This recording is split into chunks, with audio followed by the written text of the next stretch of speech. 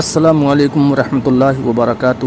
سب سے پہلے درود و سلام اللہم صلی علی محمد وعلی آل محمد کما صلیت علی ابراہیم وعلی آل ابراہیم انک حمید مجید۔ اللہم بارک علی محمد وعلی آل محمد کما بارکت علی ابراہیم وعلی آل ابراہیم انک حمید مجید۔ آج جس جگہ پہ میں موجود ہوں وہ جگہ تاریخی اعتبار سے بہت ہی مشہور اور معروف ہے۔ اس جگہ کا نام جبل احد ہے، اور تاریخ یہ بتاتی ہے کہ یہ مسلمانوں کی دوسری جنگ تھی۔ اس میدان پہ دوسری جنگ ہوئی تھی، اور جس میں اسلام کے عظیم ترین صحابہ اکرام کی شہادت ہوئی تھی۔ تو آج میں آپ لوگوں کو انشاءاللہ وہ تاریخ کا وہ حصہ، وہ باب میں بتانے کی کوشش کروں گا اپنے علم کے اعتبار سے۔ جو مخصوص زیارتیں اور جو مخصوص جگہ اس میدان احد میں موجود ہیں انشاءاللہ ان کی بھی ہم زیارت کریں گے۔ اور سب سے پہلے میں آپ کو لے کے چلوں گا جبل رما میں، جہاں آپ صلی اللہ علیہ وآلہ وسلم نے حضرت عبداللہ ابن زبیر کی قیادت میں وہ دستہ 50 تیر اندازوں کا جو وہاں پہ کھڑا کیا تھا، اور اس کو یہ حکم دیا تھا کہ جب تک نیچے سے تمہارے لیے کوئی حکم نہ آئے تب تک تم کو اپنی یہ جگہ نہیں چھوڑنی۔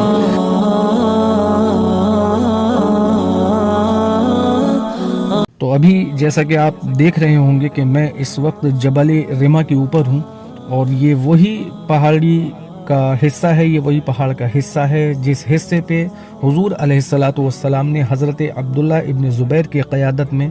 50 تیر اندازوں کا دستہ یہاں پہ مستعد کیا تھا، اور مستعد کرنے کے بعد ان کو یہ حکم دیا تھا کہ جب تک تم کو نیچے سے کوئی حکم نہ آئے تب تک تمہیں پہاڑ کے اس حصے کو چھوڑنا نہیں ہے۔ اور جیسا کہ آپ لوگ جانتے ہیں یہ واقعہ مشہور ہے کہ مسلمانوں کو جب احد کے میدان میں فتح کی شکل دکھائی دی تو وہ لوٹ اور پات کی وجہ سے جس وقت مال غنیمت لوٹا جانے لگا، تو اس دستے پہ جو جبل رما کے اوپر کھڑا ہوا تھا اس کو ایسا لگا کہ ہم مال غنیمت اکٹھا کرنے میں کہیں پیچھے نہ رہ جائیں، تو ایک ایک کر کے وہ تیر انداز جو حضور علیہ الصلوۃ والسلام نے یہاں کھڑے کیے تھے وہ دھیرے دھیرے کر کے نیچے اترنے لگے۔ اور اسی موقع کا فائدہ اٹھانے کے لیے حضرت خالد ابن ولید گھات لگا کر پہاڑی کے اس حصے میں پیچھے کے راستے پہ چھپے ہوئے تھے کہ اگر تیر اندازوں کا دستہ اس پہاڑی سے نیچے اترا جنگ کے ختم ہونے سے پہلے تو وہ مسلمانوں کو پیچھے سے گھیر کے ان پہ وار کریں گے، اور ویسا ہی ہوا۔ اور یہ جو آپ جگہ پہاڑ کے بغل سے کچی سی جگہ جو آپ کو دکھائی دے رہی ہے، وہ جگہ اس وجہ سے محفوظ کر کے رکھی گئی ہے کیونکہ یہ وہی راستہ ہے جس راستے سے خالد ابن ولید پہاڑ کے پیچھے سے گھوم کے مسلمانوں پہ حملہ آور ہوئے تھے، اور مسلمانوں نے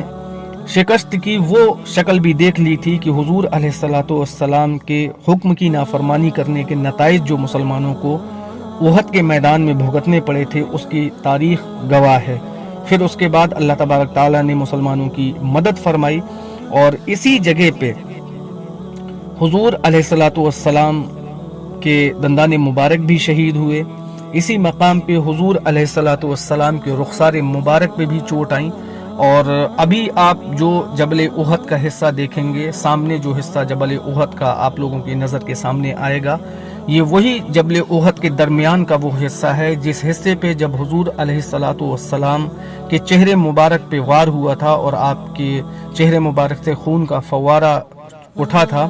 تو صحابہ اکرام جس وقت جمع ہوئے تھے حضور علیہ الصلوۃ والسلام کے ارد گرد اور مسلمانوں کو پیچھے ہٹنا پڑا تھا، تو صحابہ اکرام کے جھنڈ نے جو حضور علیہ الصلوۃ والسلام کو احد کے پہاڑ کی طرف لے کے پہاڑ پہ چڑھنا شروع کیا تھا، تو پہاڑ نے خود بخود ان کو راستہ دینا شروع کر دیا تھا۔ جبل احد کی یہ بہت ہی مشہور تعریف بیان کی جاتی ہے۔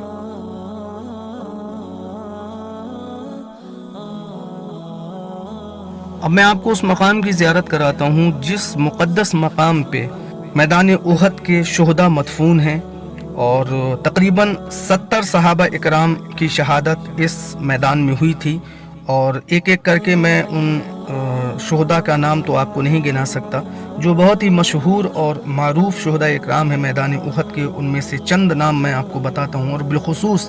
حضور علیہ الصلوۃ والسلام کے چچا حضرت حمزہ رضی اللہ تعالی عنہ کی شہادت بھی اسی میدان میں ہوئی تھی۔ اب آپ جس مقام پہ مجھے دیکھ رہے ہیں، اصل میں وہ مقام، وہ میدان احد ہے۔ اسی میدان میں یہ جنگ واقع ہوئی تھی،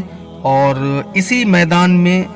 مدینے کے لوگوں کے خیمے لگے ہوئے تھے۔ حضور علیہ الصلوۃ والسلام جب مدینے سے چل کے جبل احد کی طرف تشریف لائے تھے تو اسی میدان کی سمت میں آپ نے اپنے خیمے لگوائے تھے، اور پھر کفار کا لشکر آیا تھا تو اسی میدان پہ یہ جنگ واقع ہوئی تھی، جس کو جنگ احد کہا